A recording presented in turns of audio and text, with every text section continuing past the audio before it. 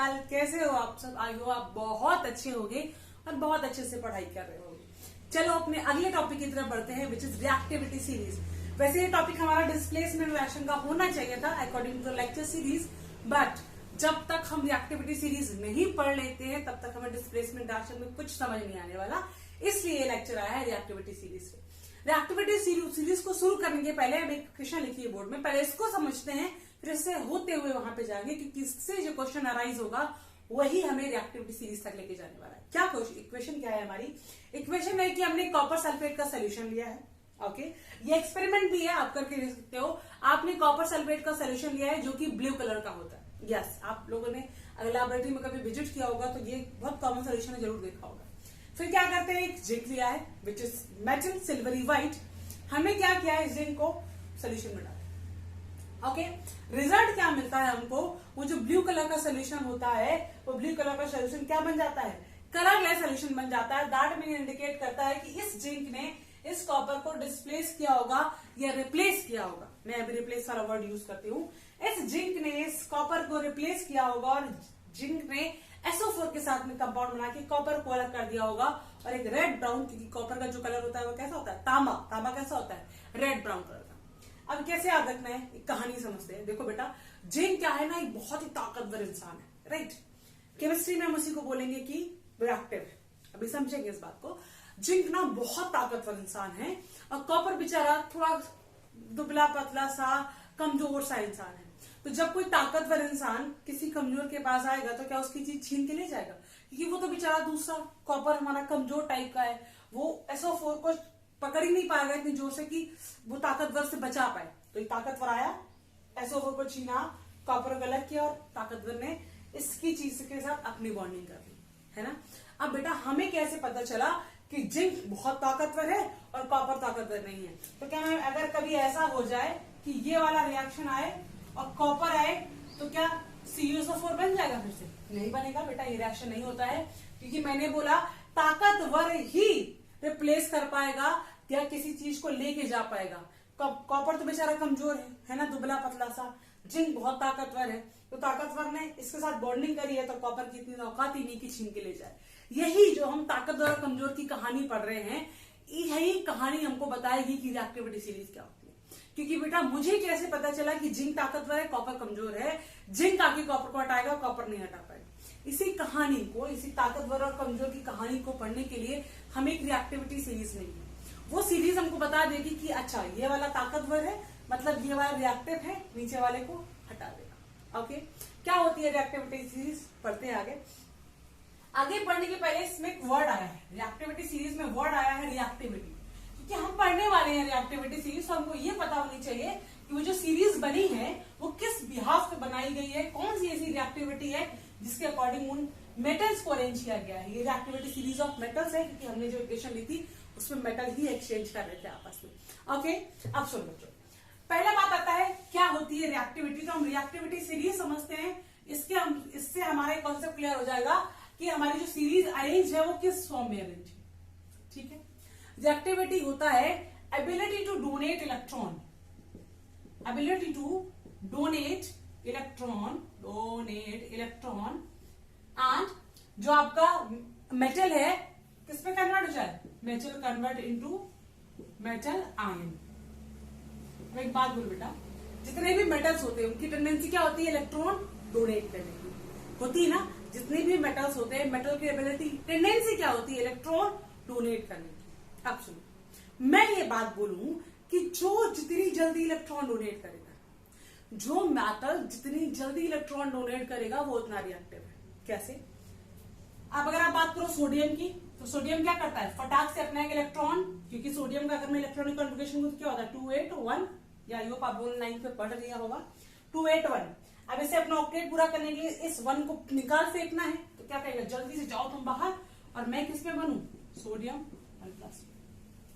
एक इलेक्ट्रॉन बाहर गया, इलेक्ट्रॉन बाहर जाता है तो पॉजिटिव चार्ज आता है। ओके, सिमिलरली अगर मैं बात करूं पोटेशियम की, पोटेशियम भी क्या होता है? ऐसे एक इलेक्ट्रॉन बाहर। तो मैं बोलूंगी कि जो जितनी जल्दी अपना इलेक्ट्रॉन डोनेट कर दे रहा है, जो जितनी जल्दी अपना इलेक्ट्रॉन डोनेट करके मेटल आयन में कन्वर्ट हो रहा है, वो उतना रिएक्टिव है। मतलब अगर मैंने जिंक और कॉपर की बात करूं तो जिंक वाला अपने इलेक्ट्रॉन जल्दी देता है एज कंपेयर टू कॉपर। तो जिंक वाला जब इलेक्ट्रॉन जल्दी देता है तो वो जल्दी से SO4 के साथ बॉन्ड बनाएगा और कॉपर को वहां से हटा देगा। कॉपर देर से अपने इलेक्ट्रॉन लूज कर पाता है, इसलिए वो लेस रिएक्टिव। जो इलेक्ट्रॉन जल्दी देगा वो मोर रिएक्टिव। मैं यहां पर लिख दूं कहानी, more easily donate electron, more easily donate electron क्या हो जाएगा, मोर रिएक्टिव। ओके बेटा, अब इसी बिहाफ में एक सीरीज है हमारे पास जो आप लोगों ने शायद देखी होगी अपने बुक्स में, एनसीईआरटी में। नहीं देखी तो आज देख लेते हैं और इस सीरीज को याद कैसे करते हैं वो भी देख लेते हैं। चलो देखते हैं। ओके, तो पढ़ते हैं रिएक्टिविटी सीरीज की तरफ। क्या होता है reactivity series? The arrangement of metal in a vertical column in the order of decreasing reactivities is called reactivity series of metal. That mean metal को हम अरेंज कर रहे हैं उनकी डिक्रीजिंग रिएक्टिविटी के अकॉर्डिंग, राइट? तो हमने एक सीरीज लिखी है, इसमें से जो सबसे ऊपर है वो मोस्ट रिएक्टिव मेटल है, जो सबसे नीचे which is gold least reactive metal है। ये एक कुछ जो कॉमन मेटल जो आपके यूजेस में ज्यादा आते हैं, जिनका आप एग्जाम्पल ज्यादा पढ़ते हो, उनके मेटल का रिएक्टिविटी सीरीज बना के दे दिया गया। आपके बोर्ड्स में इससे ज्यादा क्वेश्चन नहीं आते हैं, इस सीरीज के बाहर क्वेश्चन नहीं आते। ओके, तो क्या करते हैं, हमने एक स्टैंडर्ड सेट करके रखा हुआ है। कैसे? देखो बेटा, ये सारे ऑलमोस्ट मेटल हैं एक इसको छोड़ के, विच इज हाइड्रोजन। तो हमने क्या किया, जिससे हम क्या करते हैं, जैसे मैं बोलूं ये आदमी मोटा है, राइट? तो हो सकता है वो 90 kg का हो और उसके बगल में कोई 110 kg वाला खड़ा हो जाए, तो अब कौन मोटा? अब 110 kg वाला मोटा। मैं बोलूं ये आदमी पतला है, माना उसका वेट 50 अराउंड, तो उसके अगर मान लो बगल में कोई 70 वाला खड़ा है तो उसके अकॉर्डिंग तो वो पतला है, लेकिन मान लो उसके बगल में कोई 40 वाला खड़ा कर दिया तो पतला कौन? तो हम कभी भी किसी को मोटा या पतला एक रिस्पेक्ट में कहते हैं। किसी भी चीज को हम एक स्टैंडर्ड मान के बोलते हैं कि भाई ये ऐसा है, राइट? तो हमें भी जब ये अरेंजमेंट करना था रिएक्टिविटी सीरीज का, which one is more reactive, which one is least reactive, तो हमें एक स्टैंडर्ड मापना था कि किससे ज्यादा रिएक्टिव, किससे कम रिएक्टिव। तो हमने एक स्टैंडर्ड मान लिया कि भाई हाइड्रोजन के बिहाफ में हम देख लेंगे, क्योंकि हाइड्रोजन आप देखोगे वो भी अपना एक इलेक्ट्रॉन लूज करके H+ फॉर्म में जाता है, राइट? तो कहीं ना कहीं वो इलेक्ट्रॉन डोनेट करके पॉजिटिव बनता है। इस बिहाफ में हमने एक स्टैंडर्ड मान के ये देख लिया कि इसके ऊपर वाले जो है क्या है, these metal are more reactive than hydrogen, और उसके नीचे वाले क्या है, these metal are less reactive than hydrogen. तो इससे हमारा स्टैंडर्ड सेट हो गया और ये सीरीज अरेंज करने में हमको आसानी होगी। ओके, अब हमने क्या किया, सबसे ऊपर क्या है, पोटेशियम। दैट मीन पोटेशियम सबसे जल्दी अपने इलेक्ट्रॉन लूज करता है, राइट? ये क्यों लूज करता है, बहुत छोटा सा कॉन्सेप्ट है, सुन लो। मैंने आपको बोला था कि इनमें क्या होता है, सब में लास्ट में 1 होता है। जैसे हमने बोला था 281 है तो ये 2881 होगा, तो इसके लास्ट में भी 1 बचता है, इसके लास्ट में 1 बचता है, पीछे क्या होता है 8। तो ये और इसमें आप कैसे कंपेयर करोगे कि इसने पहले लूज किया होगा, क्योंकि बेटा इसका साइज बड़ा होता है। जब आप पढ़ते हो ली ना करे तो पहले लिथियम आता है, फिर सोडियम आता है, फिर पोटेशियम आता है। जिसका साइज बड़ा होता है वो जल्दी डोनेट करता है, इसलिए लिथियम उस पोटेशियम में से हमने इस पोटेशियम को पहले रखा है। सिमिलरली सीरीज सारी ऐसे अरेंज करके आपको दी गई है, आपको इसकी पचड़े में नहीं पढ़ना है कि कैसे अरेंज हुई, क्या हुई, हमको मिला है, हमको इसको मगअप करना है और आपके क्वेश्चंस करने। ओके, तो सबसे ज्यादा रिएक्टिव कौन है, पोटेशियम। सबसे कम रिएक्टिव कौन है, गोल्ड, क्योंकि गोल्ड जल्दी में इलेक्ट्रॉन लूज नहीं करता है।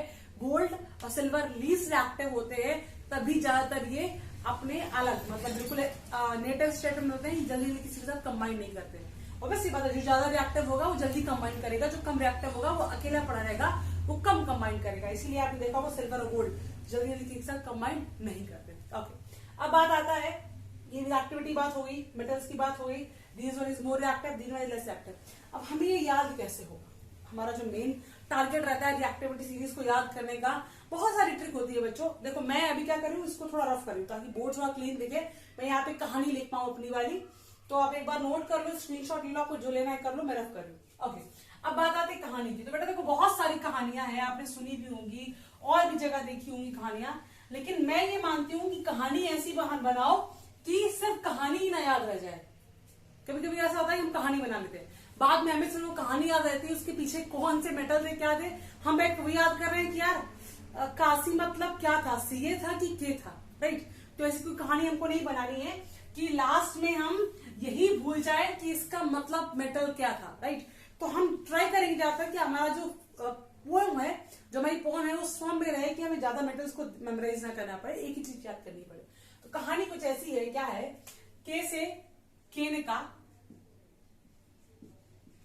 देखना हमारे 3 मेटल कंप्लीट हो गए, केनिका, एक नाम होता है कनिका, कनिका को मैंने क्या कर दिया केनिका, ताकि याद रहे के फॉर पोटेशियम, ना फॉर सोडियम और का फॉर कैल्शियम। एमजी से मांगे, एम से मां से एम और गे से जी, मांगे एल्यूमिनियम जिंक। मैं आज यहां कर दे रही हूं ताकि इनमें कोई दिक्कत ना आए। क्या है केनिका मांगे एल्यूमिनियम जिंक, आयरन से क्या है एफी, फी तो क्या रहे फिर से डी, एसएन से सन की, पीवी से पागल, और एच से क्या आ गया है, एच से है। तो देखो कितनी आसान हो गई है, हमको ऊपर वाले के एक भी वर्ड याद ही नहीं करने पड़े। के ना का, मांगे एल्यूमिनियम जिंक, फी एफी, फिर से डी सन की, एसएन पागल, पीवी है, काम खत्म। तो कहने का मांगे एल्यूमिनियम जिंक, फिर से डी सन की, पागल है। ये यार लास्ट वाला तो बड़ा आसान है, क्यों कॉपर से क्या हो जाएगा, क्यों एच जी से हंस के, बेटा यहाँ का जो वर्ड है वो थोड़ा सा अच्छा नहीं है इसलिए मैंने उसको हंस के कर दिया है। आप समझदार है, आपने मन में उसको भी याद कर सकते। ओके यार वेरी गुड, बहुत समझदार है। क्यों हंस के आगे, एजी से आगे और एयू से आउं। तो बताओ एक भी वर्ड ऐसा लगा क्या जो आप एग्जाम में भूल जाओ कि नहीं मुझे याद नहीं होगा। हर वर्ड सिमिलर है बिल्कुल उसके मेटल के जैसा, अपनी जो पोम है वो बिल्कुल मेटल जैसी है। कैसे कहने का मांगे एल्यूमिनियम जिंक, फिर से डी सन की, पागल है, क्यों हंस के आगे आऊं। आई होप आपको पोएम याद होगी और बिल्कुल भी आसान है, 2-4 बार आप रिपीट करोगे तो आपको मेटल के नेम साथ में याद हो जाएंगे इस पोएम के। अलग से आपको ये याद देखना पड़ेगा कि इसका मतलब ये, इसका मतलब ये। सबसे ज्यादा दिक्कत यही होती है जब भी कभी आप अपनी भी कभी पोएम बनाओ तो आप ध्यान रखो आपकी पोएम ऐसी होनी चाहिए कि उसमें मेटल कहीं ना कहीं आना चाहिए आपका। आपको ये ना याद रखना पड़े कि पोएम भी याद कर रहे हैं मेटल भी याद कर रहे हैं, तो पोएम बनाने में फायदा क्या फिर। ओके ओके, अगर आपको ये एक्टिविटी सीरीज समझ आएगी तो हमारे पास 2-3 इक्वेशन है, आप मुझे वो बता दो कि क्या वो इक्वेशन, अच्छा अभी एक बात और रहेगी समझाने के लिए, क्या वो इक्वेशन होंगी कि नहीं होगी। क्या समझाना था, जैसे मैं आपसे बोलूं कि बेटा एल्यूमिनियम और आयरन, आयरन एल्यूमिनियम को रिप्लेस करेगा, क्या ये बात सही है मैम। आपने बोला कि नीचे आने पे डिक्रीज हो रही है रिएक्टिविटी, नीचे आने में रिएक्टिविटी सीरीज क्या हो रही है, डिक्रीज हो रही है। That mean Fe is less reactive than aluminium, मतलब Fe is कमजोर देन एल्यूमिनियम। तो क्या Fe रिप्लेस करेगा, नहीं मैम कभी रिप्लेस नहीं करेगा, कमजोर वाला ताकतवर को रिप्लेस नहीं करता है। सबसे ताकतवर कौन है, पोटेशियम है। अब बोलो मतलब इसके नीचे जो भी आए हैं वो पोटेशियम को रिप्लेस नहीं कर पाएंगे, इसके नीचे जो भी आए हैं वो पोटेशियम को रिप्लेस नहीं कर पाएंगे। जैसे मैं बोलूं बेटा सोडियम और मैग्नीशियम की बात करूं तो क्या सोडियम मैग्नीशियम को रिप्लेस कर देगा, यस मैम। ये ऊपर है मतलब मोस्ट रिएक्टिव है, ये Mg उसके नीचे है मतलब लेस रिएक्टिव है, तो सोडियम लेस रिएक्टिव मैग्नीशियम को रिप्लेस कर देगा। Very good. सिमिलरली मैं बोलूं कि बेटा ये बताओ आयरन कॉपर को रिप्लेस कर देगा, यस मैम। आयरन तो देखो हाइड्रोजन से भी ऊपर है और कॉपर क्या है, हाइड्रोजन से नीचे है, मतलब ये अच्छा खासा रिएक्टिव है, मतलब ये कॉपर को आराम से रिप्लेस कर देगा। तो ये सीरीज अब आपको समझ आई कहाँ काम आती है। अब आपके सामने क्वेश्चन लिखी होती है, जैसे मान लो मैं आपको बोलूं, अभी क्वेश्चन पढ़ेंगे हम लोग कि Fe प्लस CuSO4 क्या ये रिएक्ट होगी, Fe प्लस CuSO4 क्या ये रिएक्शन होगी। Fe प्लस CuSO4 मतलब Fe ने कॉपर को रिप्लेस करने वाला है, Fe कॉपर को रिप्लेस करने वाला है, यस मैम। Fe कॉपर को आराम से रिप्लेस कर देगा क्योंकि Fe H के ऊपर है, या मैं बोलूं कॉपर के ऊपर है, तो आएगा SO4 को कॉपर से हटाएगा और खुद उसके साथ बॉन्ड बना के FeSO4 बना लेगा। ठीक है, बस यही उसका मेन मोटो था। 2-3-4 क्वेश्चन मैं बोर्ड में लिखने वाली हूँ, मुझे आप बता देना कि क्या ये होंगी कि नहीं होंगी, और होंगी तो उसके नीचे रीजन लिख देना, क्योंकि क्वेश्चन बोर्ड में यही आता है कि क्या ये रिएक्शन होगी, होगी तो क्या रीजन है। तो मैं बता रही हूँ क्वेश्चन को समझा दूंगी आपको रीजन समझ। ओके, अगर आपको रिएक्टिविटी सीरीज समझ आई तो आपको ये क्वेश्चन समझ आ रही होगी। कैसे रिएक्टिविटी सीरीज क्या थी भाई हमारी, एक बार पढ़ो और एक बार काम करो। जब मैं ये रिएक्शन पूछू ना, क्योंकि अभी अभी आपने पढ़ा है तो हो सकता है आपका कॉन्फिडेंस डाउन हो जाए, ये सब मिक्सअप हो रहा है, तो जहां पे भी लिखा है उसको खोल के रख सकते हो। ये चीटिंग थोड़ी सी चल जाएगी अभी हाल फिलहाल के लिए, उसे ऊपर करके रख सकते हो। जब मैं पूछूं क्या ये डिस्प्लेस करेगा तो आप चीटिंग करके मुझे आंसर दे सकते हैं। ओके अच्छा, तो देखो अभी ये जो अपना है ना बड़ा सिंपल सा है, एक बार इसको अप्लाई करना सीख जाओगे तो वो सीरीज भी आसान लगने लगेगी। जैसे मैंने आपसे बोला, मैंने एक क्वेश्चन लिखी आपको, डन। मैंने इक्वेशन लिखी है, मैं आपसे पूछूंगी, मुझे बता दो बेटा कि जो मैंने इक्वेशन लिखी है क्या ये होती है रियल में। आप बोलोगे मैम आपने प्रोडक्ट लिखे हैं तो होती होगी, ऐसा नहीं है। हो सकता है मैंने प्रोडक्ट झूठ मूठ भी लिख दिए हो ऐसे ही बना के। तो आपको चेक करना है, ये क्रॉस चेक करना है कि होने वाली इक्वेशन क्या हो रही है, अगर हो रही हो तो क्यों हो रही है, ये रीजन आपको बताने होते हैं। जैसे मैं पहले इक्वेशन वही पहली वाली अपने इक्वेशन उठाऊंगा, ये तो पता है कि हो रही है क्योंकि इस पे बात हमने शुरुआत पे यहीं से तो शुरू किया था। क्या किया, copper sulphate react with zinc, Zn4 बनेगा, कॉपर अलग हो जाएगा। क्यों हो रही है, क्योंकि अब आपको पता है जिंक कहाँ आता है, हाइड्रोजन के ऊपर, और कॉपर तो बेचारा हाइड्रोजन के नीचे है, तो ऑब्वियस सी बात है क्या है, लेस रिएक्टिव है। तो जिंक कॉपर को रिप्लेस कर देगा और उसकी जगह लेके कॉपर बेचारे को धक्का मार के अलग कर देगा, वो अकेला तनहा पड़ा रहेगा उधर कोने में, है ना। अब सेकेंड वन, अब आप देखो इक्वेशन को और मुझे कमेंट में आंसर लिखो, क्या ये रिएक्शन होगी। कैसे पता करोगे बच्चों, ऐसे पता करेंगे मैम ये आयरन है और ये कॉपर है, अगर ये रिएक्शन होती होगी तो ये कॉपर हट जाएगा, यहाँ आयरन आ जाएगा। तो क्या आयरन इतना ताकतवर है कि आ जाए, मैम ताकतवर होगा तो, क्योंकि हाइड्रोजन क्या है कि ऊपर आयरन आता है और कॉपर तो हाइड्रोजन के नीचे आता है। That mean copper is less reactive then iron. Yes ma'am, आएगा, रिप्लेस करेगा और FeSO4 का फॉर्मेशन करेगा और कॉपर अलग रेड ब्राउन कलर का कॉपर बेचारा फिर से तनहा हो जाएगा।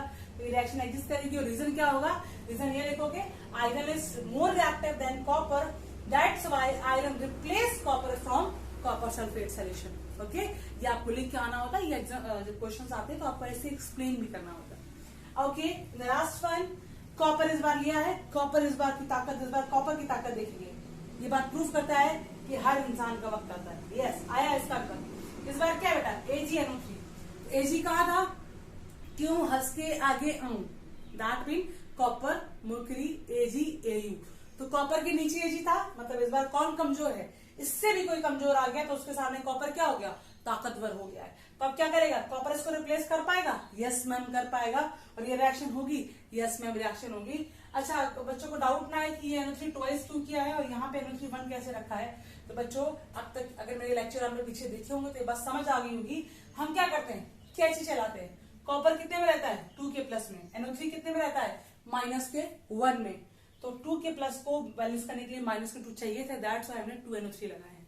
और Ag किस में रहता है, +1 में, NO3 कितने रहता है -1 में, इसलिए +1 को Ag -1 बैलेंस करेगा। अगर ये बात समझ में नहीं आ रही है तो मुझे प्लीज कमेंट में बताओ, या मेरे पिछले लेक्चर जाके देखो, कैसे चलाने वाली बात समझ आ जाएगी आपको। ओके, तो क्या हो गया, कॉपर नाइट्रेट सोल्यूशन बन गया और बेचारा Ag फिर से तनहा अकेला पड़ गया। तो ये रिएक्शन भी एग्जिस्ट करेगी। रीजन क्या है, copper is more reactive then silver, that's why copper replace from silver nitrate solution. I hope आपको रिएक्टिविटी सीरीज का सही मतलब भी समझ आया होगा कि क्यों हम रिएक्टिविटी सीरीज पढ़ रहे हैं और कितना ज्यादा इंपॉर्टेंस है। बच्चों इसको पढ़ना बहुत जरूरी है, बोर्ड्स में बहुत सारे क्वेश्चंस बनेंगे। जब हम अभी नेक्स्ट सेक्शन में डिस्प्लेसमेंट रिएक्शन करेंगे तो इससे रिलेटेड सारे बोर्ड्स के क्वेश्चन करेंगे, क्योंकि आज जिस रिएक्टिविटी सीरीज का टॉपिक था इसलिए मैंने बोर्ड्स के क्वेश्चन नहीं उठाए हैं। हालांकि इनमें ये वाला क्वेश्चन तो है बोर्ड्स का, NCERT का क्वेश्चन है। बोर्ड्स के क्वेश्चन अपने नेक्स्ट सेक्शन में डिस्प्लेसमेंट रिएक्शन में करेंगे, तभी सीरीज के बारे में थोड़ा सा रिविजन दोबारा करेंगे। तब तक के लिए आप बस पढ़ाई करो, मस्त रहो, खाओ पियो एंड बाय बाय।